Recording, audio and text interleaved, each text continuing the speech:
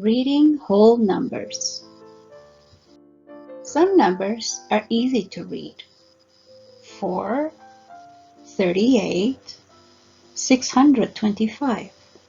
When we get to bigger numbers, things become a little bit trickier.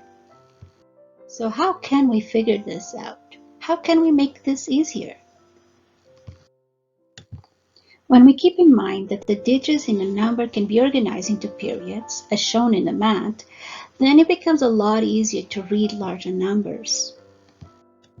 Let's take a closer look at the chart so we can fully understand this. When I look at the ones period, I see that the number is 351. This is easier for me because I have learned to read numbers up to the hundreds in previous grades. In a thousands period, I have 468,000. It's important that you add the thousand at the end because this is the name of this period. In a millions period, I see that the number 3 is on the millions place. This means I have 3 million. Notice that I added the word million because this is the name of the period.